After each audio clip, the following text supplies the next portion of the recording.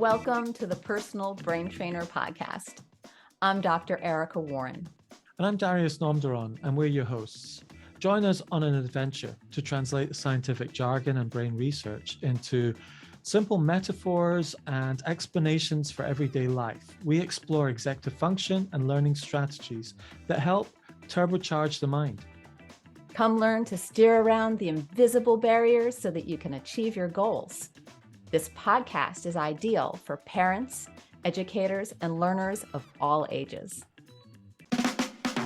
This podcast is brought to you by GoodSensoryLearning.com, where you can find educational and occupational therapy lessons and remedial materials that bring delight to learning.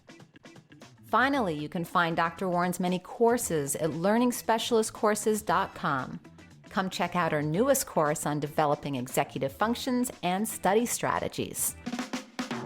This podcast is sponsored by DyslexiaProductivityCoaching.com. We give you a simple productivity system for your Apple devices that harnesses the creativity that comes with your dyslexia. Hey, Darius. Nice to see you today. Nice to see you too, Erica. What are we going to do today? We're going to talk about executive functioning and gamification, one of my favorite topics. I know it's one of your favorite topics because it's one of your real skills, being able to turn something like executive functioning into a game. So let's talk about executive functioning and gamification. Why is that important? I think it's important for so many reasons, because I think one trend that I have seen a lot in my personal practice is that kids don't really enjoy learning anymore. A lot of kids don't enjoy school. And when we gamify the things that we're learning about, then it becomes fun. And when things are fun, we get dopamine bursts. When we get dopamine bursts, we're happy, we're more motivated. And so I think anytime we're doing anything with building skills, building cognition, learning, all of that, if we can make it fun, we're also making it easier, more enjoyable, more motivating. What are your thoughts on that? Well, it's so true. Fun is the obvious answer there, and that's really important. But there's even deeper things like, when you gamify something, you've got key performance indicators straight in front of you. What's your score? Where are you going? What's the map? What's the route? You've got real signposts, outcomes, you've got real feedback, and there's a fast feedback loop. And often it's social and relational and dynamic. And there's just so much of what we need as human beings put into gamification, because if you want a successful game, it's got to meet certain successful outcomes. Otherwise, no one plays the game. And so you've got to actually build these things in. So it's quite a high bar to actually be able to gamify something like executive functioning, but people do it. Right. And I think the other benefits are that it can take a very passive approach and make it more active. So many times when students are in a classroom, they are kind of passive participants and they're having just to receive. And when you make something more active and they're more engaged and they're more a part of the process, then interestingly enough, it becomes more multisensory, doesn't it? Because they become more active. They may be moving around. They may be organizing things. They're actually using their cognition in creative ways, and they're having to reason. So instead of being this kind of passive receiver, as if they're blank slates, they're an active member. Yes. And I love how in a game, it's like a role play. You're practicing. And if you get it wrong, it's not a problem. Whereas if you do some of these things, it's like a flight simulator. You practice the executive functions of life. There's a game that I used to play. It's called Cash Flow by the author of Rich Dad, Poor Dad. And he took all of the principles involved in investing and put it into this game. It actually cost 200 quid, $200 for one board game. But it was well worth that $200. I played it so many times with so many executives, and it taught you the skills that people are taught with words But just by playing a game in 3 hours, I did it with an executive team, a C-suite, of executives. We played this game for 3 hours together, and they said, you know what? We've learned more business playing this game than we've been to the last three conferences that we paid thousands of dollars for. And we sat around with Darius and played this game. So that's the power of being able to distill principles into a game. Wow, I love that. Well, and it reminds me of many years ago, and I've been thinking about bringing this game back somehow digitally or as a printed board game, but I do sell it as a digital download. I have one called Piggy Banking, and I wanted to get all the principles of banking and saving money and using your checkbook and your register and your debit card and getting in concepts like writing a check. So they actually write checks or take bank loans or they bounce checks and getting all that vocabulary into it. And they're Okay. dealing with word problems and they're Yeah. moving around the board. And of course, the person with the most money in their register or bank account is the winner. Okay. Yes. So it's the same kind of thing. I guess if you really did a search, you'd probably find all of education could be gamified, right? Yes. If you really Yes. did a search for all of those games, you could gamify the whole of education, which, why not? Why not make it fun is how I feel about it. I think there are those teachers that do a lot of that. And fortunately, there are a lot of apps now that gamify studying for Yeah. a test and preparing for projects. But it's interesting. I really like to use Scribble. In my opinion, Scribble really almost gamifies writing a paper because they make it so simple. So it's interesting when it really kind of, you're right, holds the process for you and pulls you through it. Like a game has this whole structure to it. And I think that education can do a better job of that sometimes. Now we've talked about how useful gamification is for all sorts of skills in life.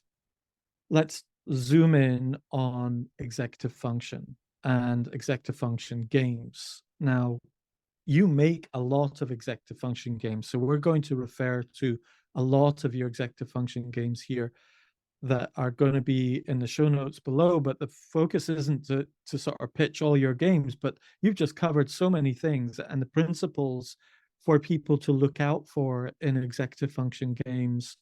So how are we going to go about doing this and break it down? Are we going to go look at working memory, inhibitory control, and cognitive flexibility one by one? Yeah, let's do that. 'Cause what would be nice is to talk about how games can develop those skills so Yes. that people have just an understanding of how that can happen. Okay, working memory. So how do you develop your working memory in a game? How do you gamify working memory, Erica? I think there are many different ways of gamifying working memory because remember, it is our memory working. And the tools within working memory are visualization, spatialization, inner voice. So, one way that we can really gamify working memory is any kind of activity that builds visualization skills, any kind of activity that helps us to activate and utilize our inner voice to remember things and even anything that develops our spatialization skills. So, I mean, we can go right down into the tools of working memory and developing those skills, even listening skills in the sense of listening auditorily, listening visually, listening tactily to our environment so that we kind of learn to use our sensory input Yes. in a more panoramic way. Yes. It could be that. It could also be getting more into memory strategies.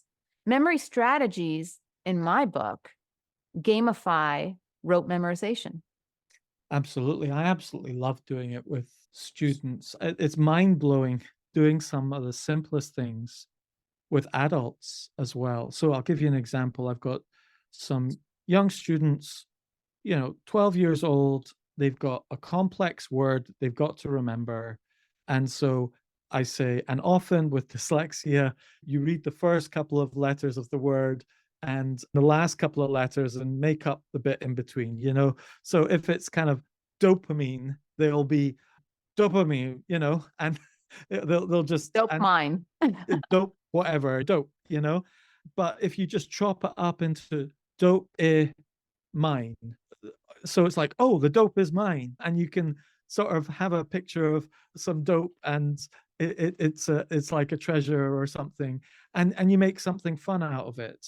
And recently I did that with a midwife, and we took some very long medical terms that she knew what they were as drugs, but she had to be very precise for the exam, and chopping them down, it's such a fun game.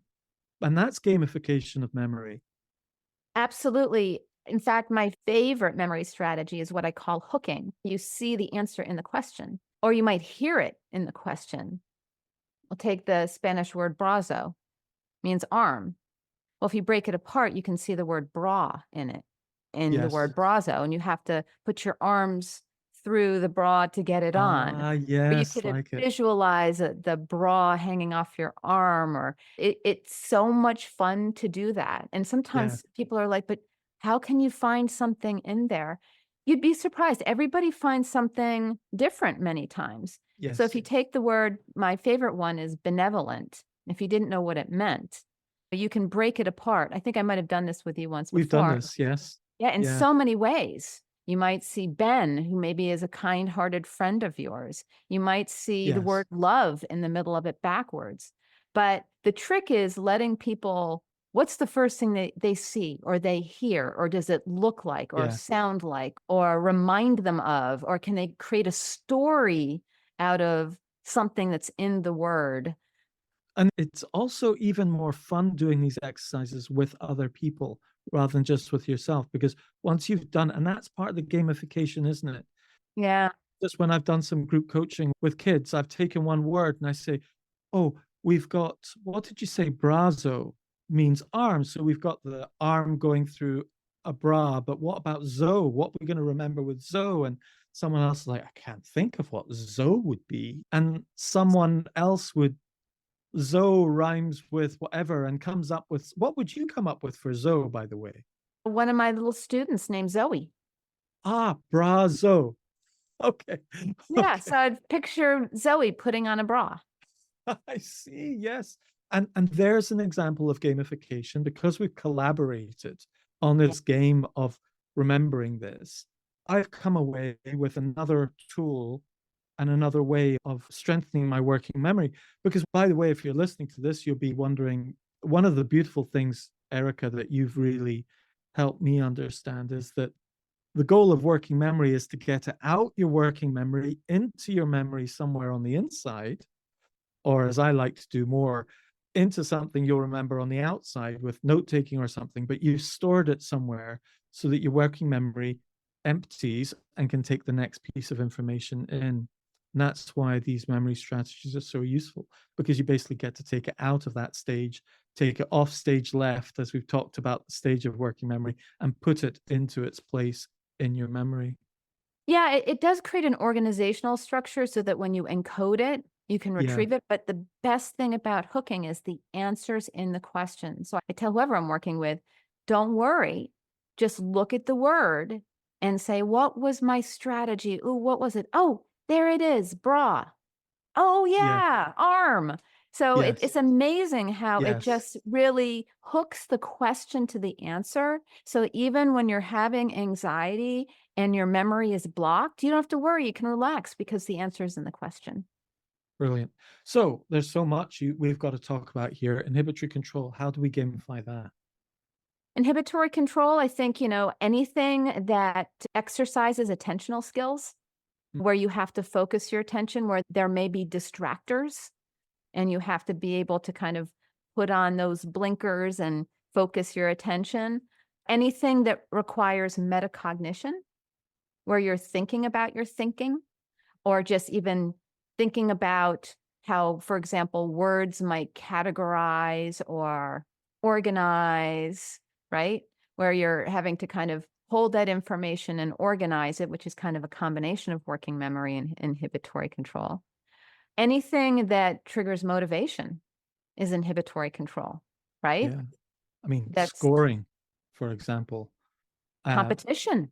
putting a score up there so you can compete against your previous score or whatever is motivating for people, and it's also part of intrinsic. I mean, I'll give you an example. I have difficulty with my shoulders flexibility at the moment. This seems left of center, but there's a test where you can put both arms either side and sort of trying to scratch your back, and the gap between them is scored, and you can sort of measure that distance, take a photograph, measure it, keep going, and so you've got something tangible to score your progress on. And in many ways that builds focus, doesn't it, which is part of inhibitory control. That's on a broader scale, but games that build intrinsic and extrinsic motivation, Yeah. So, extrinsic motivation is anything that's external to yourself. like So, scores like scores or treats. or treats. Yeah, right. That's true. Or prizes. Yes. Intrinsic is just feeling satisfied that you beat your last score, that you're getting better at something. And of course, if you're enjoying something, that always increases intrinsic motivation to do something. And then lastly, any kind of game. And I think in the last 10 years, there's been quite a bit of gamification for emotional regulation. Mm. Anything that helps people to be aware of their emotions. We live in a world where we can't really see ourselves. So we don't always see our emotional reactions. We have them, but we don't observe our own emotional reactions. And I'm pretty positive that if I could always see myself, I would probably have a lot more control over my emotional regulation. How do you gamify emotional regulation, Erica? I don't. I have What a kind of whole things do series of that? executive functioning games, whether it is a game where everybody is assigned an emotion and they can't see it, but everybody else can see their emotion, Oh, right. Yes. or where they have to act out an emotion. Wow. So it could be like a charades. So you could do Yeah. all sorts of things of, are they aware of their emotions? Can they give you situations where they are emotional? Then you can brainstorm ways of managing emotions, handling Sure. other people's emotions. Yeah. Oh, I've got to share something with you to do with AI and Yeah. emotions. Okay. So it's a bit left of center, but as you can expect from me, but you know how big organizations use Slack and personal messaging across different time zones, and it can be a bit challenging if you are a remote worker, online worker. Some of them can come across a bit wrong because you've not got that emotional dialogue. You can't see each other's faces, expressions. So, what this woman started to do was take a screenshot of a conversation that made her feel a little bit icky, like a comment. And she's like, oh, that what does that mean? And she put it into Chat GPT and asked, give me 5 different options of what this person might be trying to communicate to me. And it would give different options and saying, this person's actually trying to say this and that, and so on. And I've used this with autistic people who often can't pick up the visual cues so easily. So it's really nice to copy and paste a message from someone on WhatsApp, put it in and say, what are they trying to say? How should I respond to this? What are the non-verbal cues in here? And ChatGPT is really good at picking up nonverbal cues and make you go, oh, that's interesting. And so she regulates her emotions by asking for what this person might be thinking. And then she can decide, that is the way Diego would be saying it. That makes sense. Got you. Right. It's so interesting because I actually use AI for my own emotional regulation.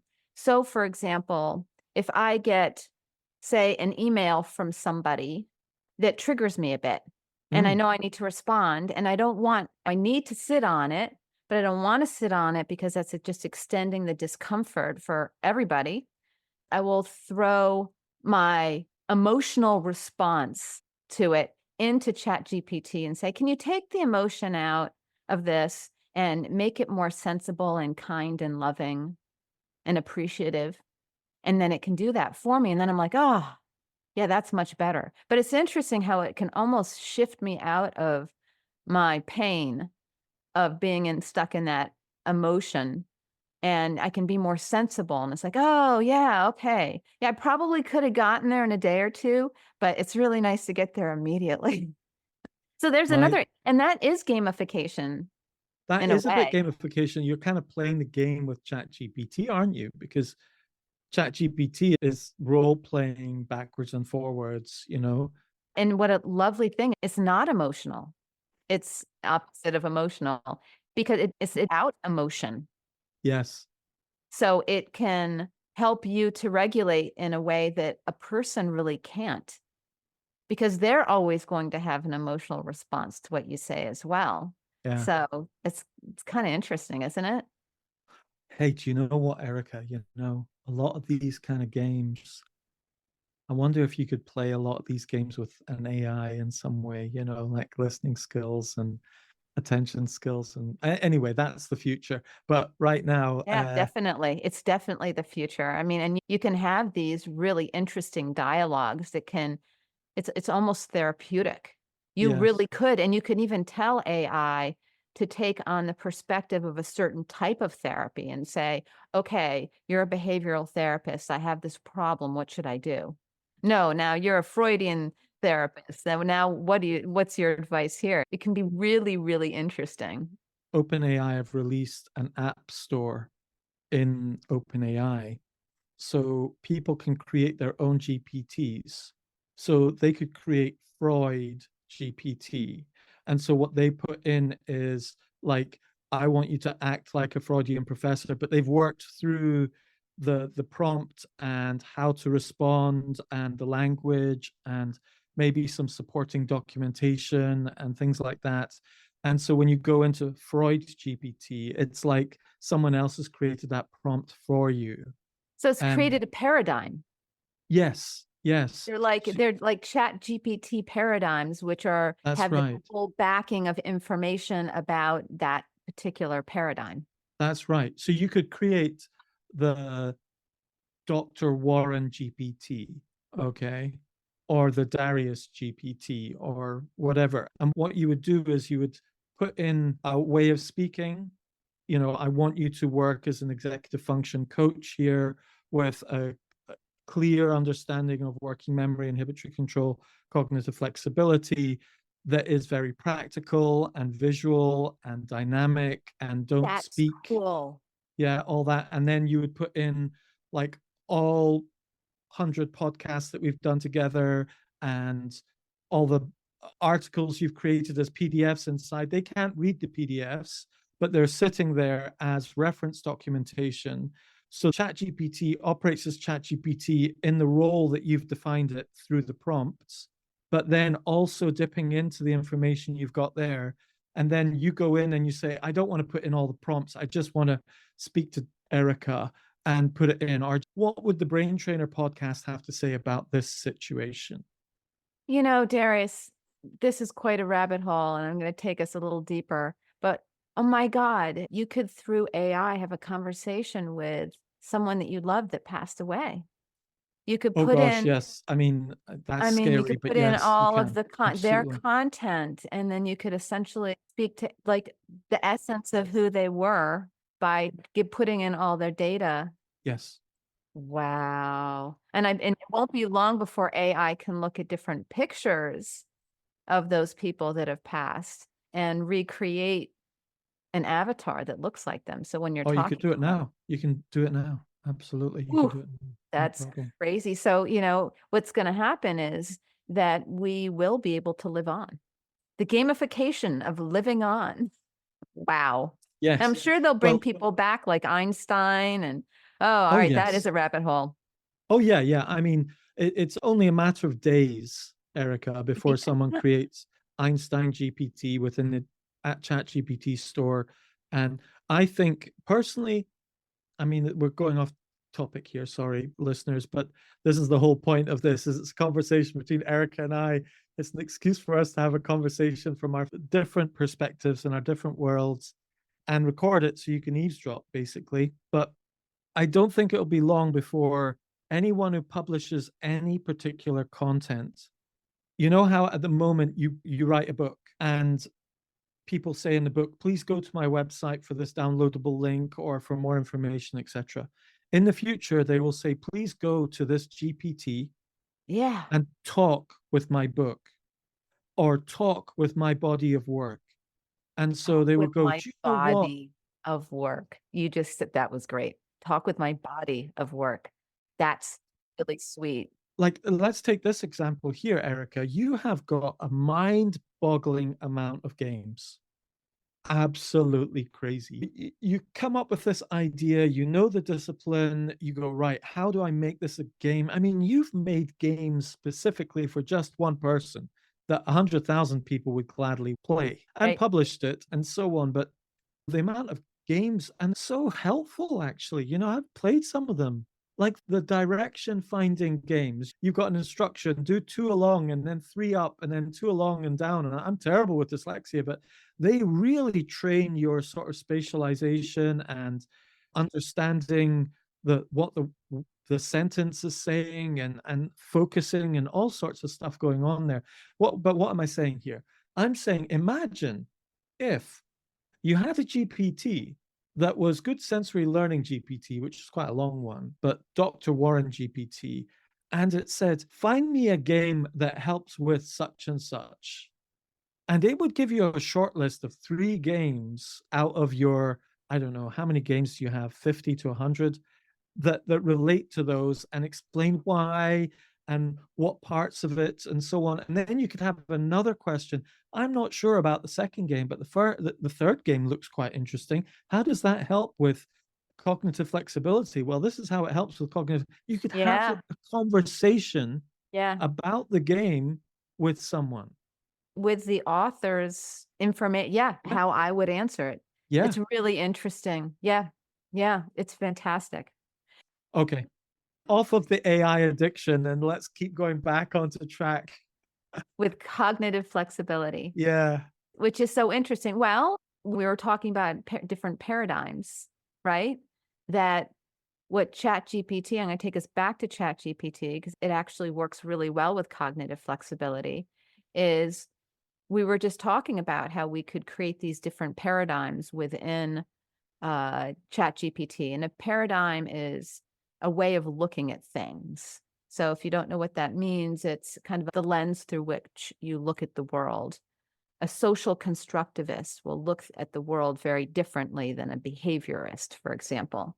So that's what cognitive flexibility is all about. It's about being able to think flexibly, to look at life through the different lenses so that you can find new ways of being, of perceiving. And cognitive flexibility can be a total lifesaver because when you're stuck, it's cognitive flexibility that gets you unstuck, that allows you to. One of my favorite words is let's flip it. If you're in a situation where you're really anxious and you just say to yourself, okay, how can I flip this? Instead of being anxious, because I often say to people that anxiety and excitement are very similar in the body, right? So if you're anxious, how could we flip it to excitement, right? And then what it does is it just allows you to look at something from a slightly different point of view so that you can get through something and find the wisdom of a different perspective so that you can initiate a task, you can finish a task, you can switch a task, you can accept transition. That's really interesting. Can you give me a demonstration of that? That's flipping it from anxiety to excitement. Well, if you think about those two things, Yeah. think about being anxious. What Yeah. happens in your body? A tense up, maybe. What else? Cortisol, But what if we're what about going in your body? What are you feeling in your body when you get anxious? tense. Tense? What else? Okay. All right. And when you're excited, what do you feel in your body? I get quite energetic and Energetic. bouncy and, you Okay, know, so is there anything similar between those two feelings for you? Do they have anything in common? mm, I'm not sure. Okay. Help me. Well, it's interesting because for me, they're very similar. When I'm anxious, I'm hyper aroused, right? I'm a little distracted. I have a lot of energy within me. And now it tends to be more Mhm. frantic energy, but excitement, because when you're excited, you are a little bit anxious. If you think about riding a roller coaster, that can Okay. create anxiety, it can create excitement. So, but it may not be the same for you. And if it's not the same for you, what I would probably do is explore with you first if we were trying to get through anxiety. What are Okay. some other emotions that feel similar in your body that might not necessarily be negative, that may be positive or neutral, right? Because then what you can do is you can negotiate with your body, with yourself by saying, okay, I'm feeling anxious, but how can I look at this from a perspective or change my wording even? As soon as I call it anxious, it's anxious. But what else could it be? What else could anxiety be? Yeah. You might be able to say, oh, well, anxiety could be something to do with curiosity, Okay. or So you basically reword it to say, I'm actually quite excited to solve this problem or to face this or to solve this or to get this behind me or whatever. You yes, flip it that way. Okay, yes, I've got you. Right. It's a bit oh, like NLP, really, yes. approach there, like taking a positive experience and attaching it to a behavior that you maybe have a negative experience of, but it then turns it positive and you're more willing to repeat it. Or, you can even take something that's a real tragedy, like getting cancer. I had cancer in my 30s. And if you were to ask me now, and maybe even at that point, how can you flip this? Yeah. Well, it's a warning. It was a warning that I needed to live my life differently, that I needed to take better care of myself. I needed to change my diet. I needed to Yes. do some changes. So I think no matter how terrible a situation can be, you can Mm. always say, okay, how can I flip this? How can I Oh, I flip like this? that. How can I I like it. find the gem in this difficulty? I think I've got the answer for myself in this example, Yeah. where I've got some health problems. My father died a month ago. It caused a great deal of anxiety and stress in my body, etc. And now I'm feeling it in my body, and it's affected my health, my underlying health. And so there's a degree of anxiety there because you're like, oh, if I don't do something about this, I'm going to get into trouble in the next 5, 10 years because I know where this is going. But now I think I've done that and turned it to excitement in terms of I'm excited about taking control of my diet, taking control of my exercise and health and my physical strength and flexibility and things like that. So that for me, that's an example. Thanks for sharing that. Yeah. I like that. That's such a beautiful flip. So how we're talking about gamification here. The thing about this is we've been talking a lot in the abstract here, Erica. One of the things I like about what you've done with gamification is you really have taken a lot of these things and done the hard work of figuring out how to gamify it.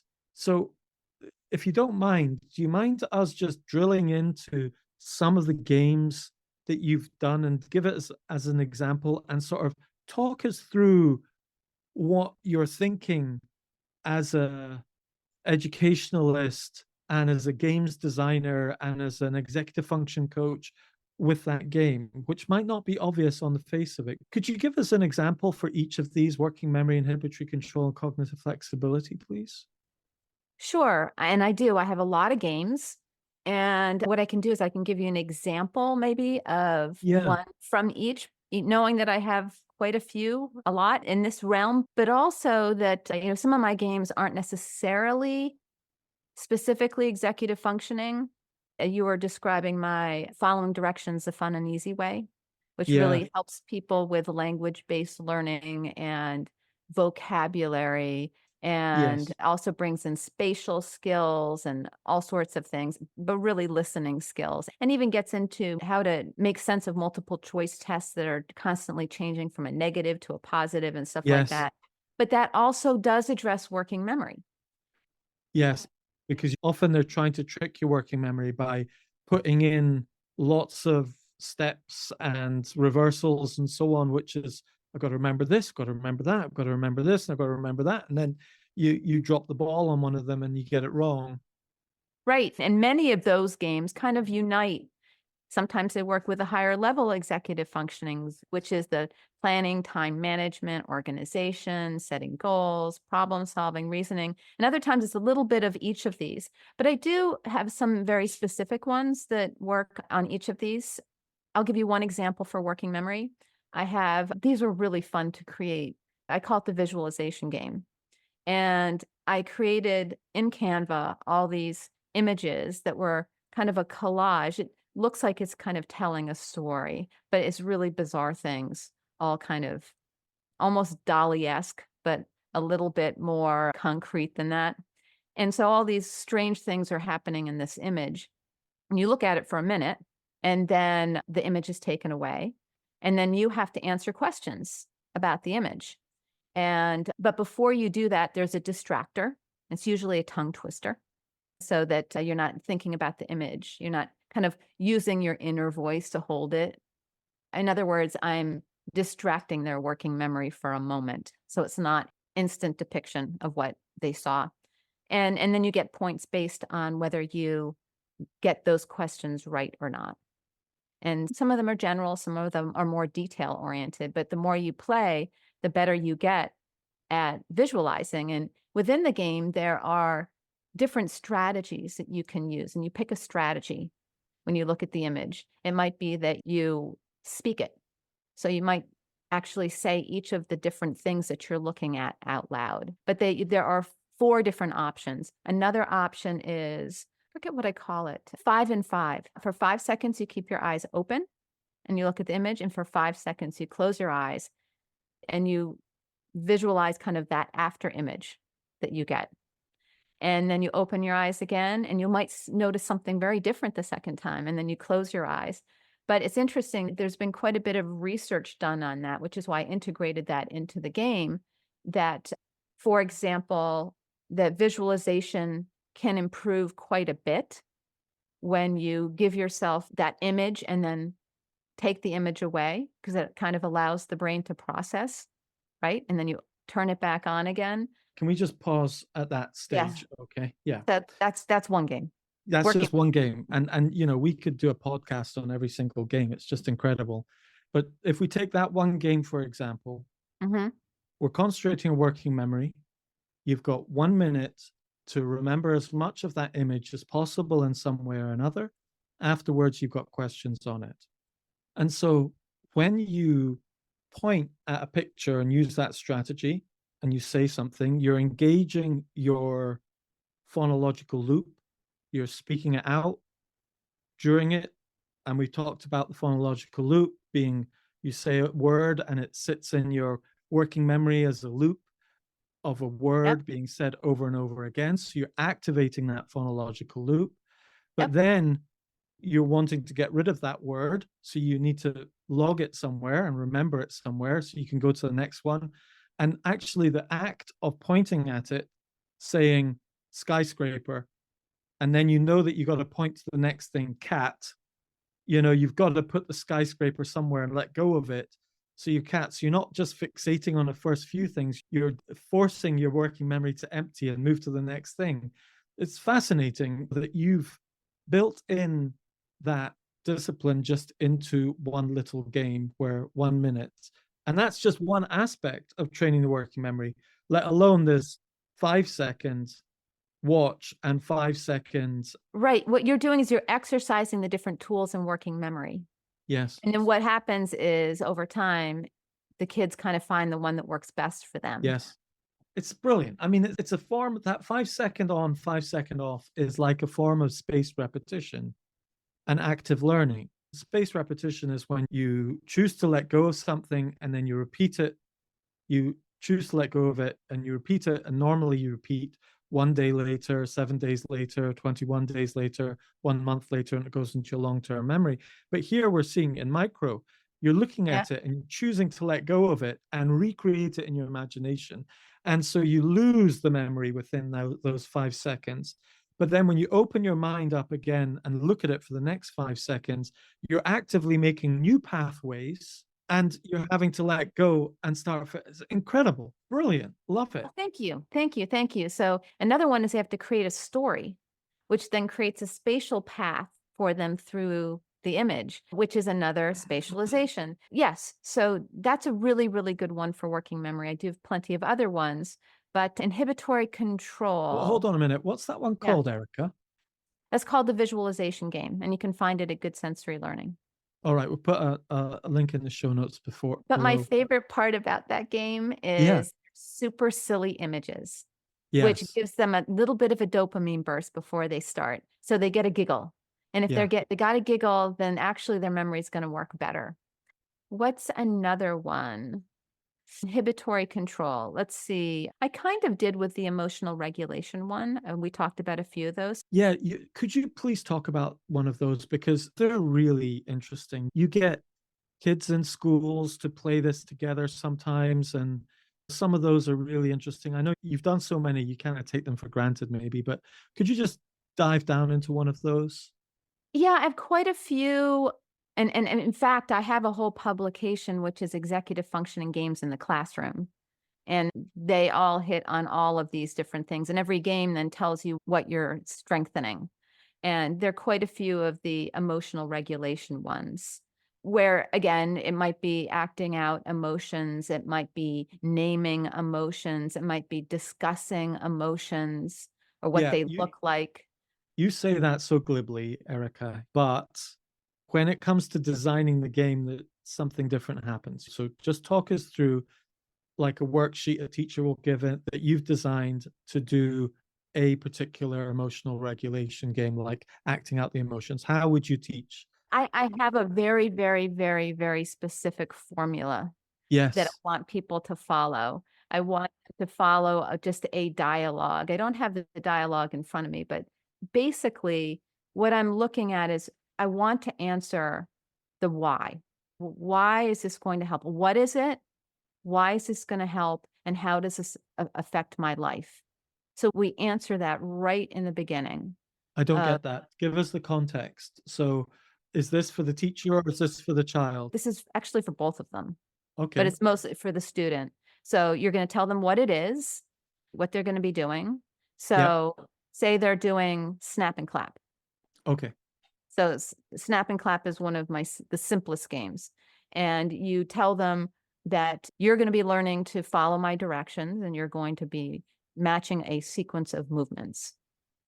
And then you tell them why this is important because you have to learn how to follow directions in school and your parents' directions, and this will help you to be more successful in life. I make it a little bit, I think about it a little bit more than I am right now and make it a little bit more enticing for them. And then talk about the more of the direct application to life. And then I give them a demonstration of the game. And then the games start off very simple and then they get progressively more difficult. When they're done with the game, they have discussion-based questions about what was the game like for you? What did you like about it?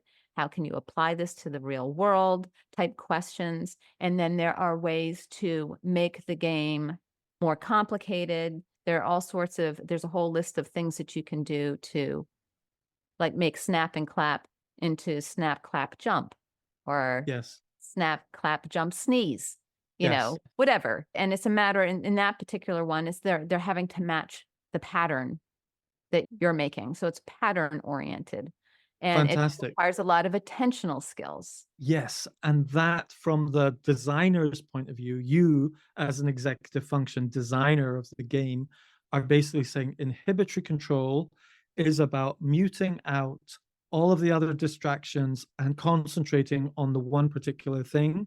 And in that case, it's concentrating on what the teacher's saying in terms of directions rather than what your friend's fidgeting on or this other person in the Right. class and Right. And you're so on. getting the kids prepared to do the activities. Yeah, what I love about that is, Erica, you take all of these things for granted sometimes, but I know we've spent lots of time talking about that separately, that game, for example. And that this is just one sheet on a whole page of different building up exercises for executive function. But the fascinating thing in that one sheet is you've actually introduced metacognition Yes. into the exercise with the children. So you're saying to the child, instead of saying, we're going to play Simon Says, which is a similar game about inhibitory control, but instead of teaching inhibitory control by saying, you do what I say, you're then introducing, we're going to play this game so that you get even better at following directions that when you're an adult, you're going to have to learn to give directions and you're going to have to learn to follow directions. And so you need to understand how this all works. And don't you want to do that? Oh, yes, I want to do that. So we're going to play this game to do that.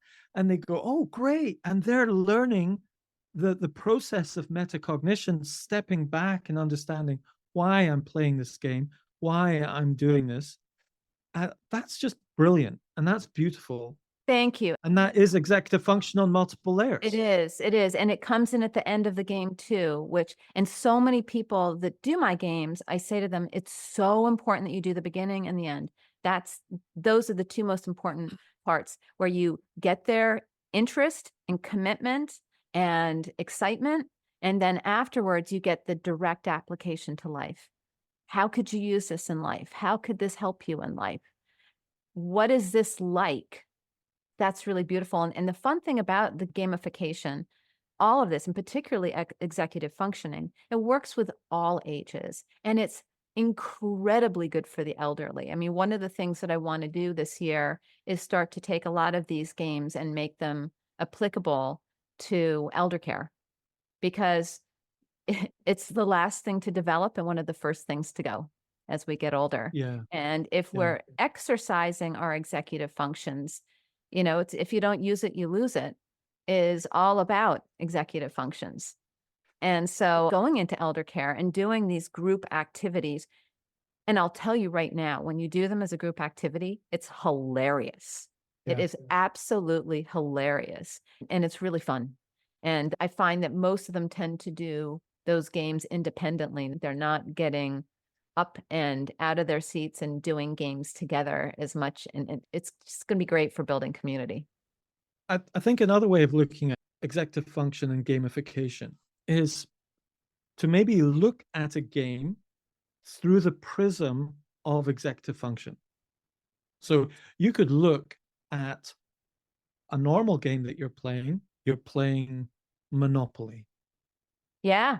So I'm playing Monopoly and we're just playing a game. But let's apply this metacognitive approach that you are doing this Simon Says type activity, but you've brought it to another level by bookending it with these metacognitive moments, reflective moments at the beginning to set things up and at the end. So you've got the game Monopoly, okay? And let's compare the game Monopoly with cash flow, okay? Now, cash flow is a game like Monopoly, but it's very intentionally set up for you to know that you're not just playing Monopoly, but you're learning how to read a cash flow statement. And that even the score sheet looks like a cash flow statement that you would see on a business. And what's the incomes and outgoing, what's the capital, and what the liabilities of the four main segments. And it's set up like that. So Monopoly is, oh, I'm just playing an investing type game. Cash flow is trying to very intentionally, and even the fact that you're paying $200 for it is like, you're not just playing a game, you are role playing what it means to You're investing. investing in role playing a whole life. So you're given a card which says, for example, you are an airline pilot. This is how much you spend on travel. This is how much you spend on your children going to private school. And these are all your list of expenditures. These are the loans that you've taken out. You've got a list of all your outgoings. And then you think, oh, great, I'm an airline pilot. I've got a big salary coming in. But then you've got all these expenditures and you're like, oh my goodness, this is a bit of a problem. And your goal with cash flow at the end is to get extra investments from properties, from businesses and stocks and shares, and reduce your liabilities and increase your income so that you get out of the rat race and stop being the airline pilot, and all your investments end up meaning you get out of the rat race into the outer ring where you just become an investor. That's the goal of it. And there, he's very intentionally made a metacognition game, really, not executive function. And I'm just wondering how many other games that we are instinctively attracted to that are training executive function type games. I think most games are, unless they're kind of rewarding impulsivity. There are those games where if you just hit the Yes. button as fast as you can and you just blow up the spaceships, that's actually almost creating core skills of processing. But I think that a lot of them do. I mean, some kind of general games that I really like that work on executive functioning are SET is a really great organizational game. Blink is another one that I really like. I just found this one. I haven't played it yet, but it looked really interesting. It's called Taco Cat Goat Cheese Pizza, and Mhm. it develops a lot of cognitive flexibility. Any kind of memory matching game, Scattergories, Quitch is another one, which I don't think they produce anymore, but you can usually buy it secondhand, which is a really, really good one. But yeah, so I have executive functioning activities library on my site, Learning Specialist Courses, which offers a whole slew of different activity games or task cards that develop executive functioning. Then, of course, I have it's called eFun games for the classroom or groups, which is also at Learning Specialist Courses. I think there are 28 different games within there. But, I have a whole slew of reading games that were created for Orton Gillingham reading. That's a good sensory learning. But I just have this huge library of games. And I'm working right now with somebody on digitizing. And the biggest problem is figuring out which one to do first. I Yes. am really, really struggling. But yeah, I have other ones like, Hey, What's the Big Idea, which is a sorting game. I was just working on a game this morning, which is a grid-based sorting game. But yeah, at Good Sensory Learning, I have a lot of games. But Learning Specialist Courses, I have kind of these compilations of games that can be played online. And then I have these group games that you can access them online and then you can play them in groups. So it's never ending. I love creating games. I think that's probably what I was meant to do. Yeah, you are such a great pedagogical gamifier. What you're doing is you're not just creating games, that intentionality about we're doing this, and I know exactly why we're doing this because it's going to strengthen that. We're then going to do this, and I know exactly why because it's strengthening Yeah. that other thing, etc. Step by step, and a lot of things, even just that experience during this podcast where he said, "Oh yeah, we do this emotional regulation games and so on, inhibitory control games and so on," and you just kind of generally talked about it. But when you break it down into the actual step by steps, you go, "That's when the oh my goodness, oh my god" moment happens where you're like, "Right, this is the level of intentionality that really gamifies executive function." I do a lot of research. So I love going into the literature and going back and seeing the research and what are the different activities that can be done that strengthen different cognitive processing areas. So I have a number of games that are to develop working memory too that integrate the Stroop effect, which is very much of a research-based concept. For example, it has to do with if the word is spelled green, but it is red, is very, very tricky for the brain. And so I have a number of games that integrate the Stroop effect in them. So I really enjoy going back into the research and seeing what are they doing as activities that are proven to strengthen these different cognitive areas. And then I say, okay, how can I gamify it? Yes. So that's my approach to a lot of this stuff. And then it's a matter of getting feedback from people too, to make sure that the activities are fun and engaging. And the fun thing about digitizing this is that we can have leaderboards, we can have people then playing against each other. We can bring in the concept of time. If somebody needs to increase their processing speed, they just Yes. need to increase their time. So we can start to exercise things like RAN, which is rapid automatic naming, Yeah. which is really difficult for some people. But again, if it's gamified, that's going to be really fun. Yeah. So yeah.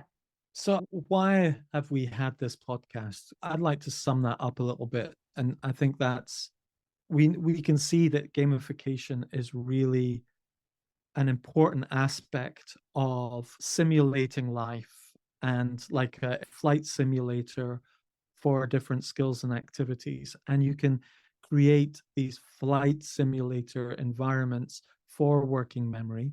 And essentially, working memory is about learning how to get stuff done or getting stuff done and achieving your goals and dreams and aspirations rather than you it passing you by. That's what inhibitory control is about, cognitive flexibility, working memory, etc. And looking out for those opportunities for executive function moments where they're either intentionally created, like Erica's done with your educational games, or we're just instinctively attracted to it, like Monopoly or Cash Flow or whatever other games, card games. All of these involve aspects of working memory, inhibitory control, cognitive flexibility. Boy, we haven't really talked about cognitive flexibility in playing games. How many people playing a multiplayer game, cognitive flexibility comes in? I'll give you an example. 8-year-old child playing a game of Monopoly or whatever and bursts out crying because they should have won. But there's this dissonance between you've just lost, but you believe that you are God and you win at everything that you choose to do. But that's not the reality of life. And so you have to adjust and cognitively adapt to this reality. And children are going through that all the time. And even the rules of soccer or whatever, oh, we're just playing this and we're doing that. And you're like, no, no, you can't change the rules. These are the rules. Inhibitory control, this is what we're sitting doing, and or cognitive flexibility, and that no, I'm going to change the rules because this is what I want. And you're like, no, you can't change the rules. These are the rules, or you're out. And they're like, no, I don't want that. And that's cognitive flexibility being trained. Yeah, I mean, I think we're all at a point in our lives when we cried when we didn't win, right? But what better way to learn about that when you're playing a game, right? Absolutely. So, Yes. learning all of these skills when you're playing a game is a beautiful thing. And I really encourage families to play a lot of games. It builds Yeah. community, it builds cooperation, it builds executive functioning skills, it so much, so much. So yeah, games are the way to go. I don't play enough games. Well, I create a ton of games. But I need to play more games. I do like to have people over for game night. I should do that Yeah. more. And even, I suppose, often we think of games as for children, but I think it has to be emphasized here that we're not just talking about for children. And you said something which was in executive function is the last developmental skill to mature and the first one to go. And often people don't realize that your executive function ability is still in development into your early 20s when so many other things physically and so on and mentally have come to most of their development earlier, but you're still developing in your executive function skills into your mid 20s, aren't you? And technically, you can develop them at any time in your life. If you Yes. have a poor working memory and you want it to be stronger, there are things that you can do. There are Yeah, strategies that Darius or I can teach you that will completely flip it, shall we say. absolutely. Absolutely. So it's kind of like I think of the growth, developmental growth, as what is the automatic growth that happens. And Mhm. then after that, we've got that sort of intentional choice. Yeah, that And so conscious. We can that conscious, consciously take yeah, it to another level. yeah. And I'm thinking about these when you're an adult, for example, playing in a game with a child, and I'm a teacher, ex-teacher, still teacher, I suppose. Games are so important for parenting, for relationships, because again, it's this flight simulator of real life in this little game. How are you on a meta level, higher level executive functions? How are you going to organize? How are you going to plan? How are you going to manage when you're going to play something? Or are you going to do everything all at once? Or are you going to space yourself out? Have you set yourself goals? Like if you're playing Settlers of Catan, for example, have you ever played that game? I haven't. I've heard about it. I've heard about it. Yeah. It's a big popular board game, but you've got to set yourself goals. I'm going to get Mayfair or Oxford Street or get all the greens, or I'm going to, it's goal setting, it's strategy, problem solving. These are all higher level Yes. functions that are happening. And I think even higher to that is executive function on an emotional level too. So some people have said, if you want to go into business with someone, go play golf with them. And some of the reasons why businessmen often go and play golf is you can tell a lot about a person's character by the way they play a game. And if that person is cheating or that person is negotiating in a sort of very hard-headed, me way, you reveal a lot about who you are as a person in the way that you play a game. So you can actually learn a lot about a person by playing a game with them. And I guess all the more reason to start playing games now, early, all the time, so that we can learn to be the best player even within life. Yes, Oh, absolutely. what a great way to wrap up this episode. Yeah, great episode. Executive function and gamification. Fantastic, Erica, for bringing that to us, because that's your real area of expertise. Thank you, Darius. Until next time. Till next time. Thank you for joining our conversation here at the Personal Brain Trainer Podcast. This is Dr. Erica Warren. And Darius Nomduron. Check out the show notes for links to resources mentioned in the podcast. And please leave us a review and share us on social media. Until next time, bye. Bye.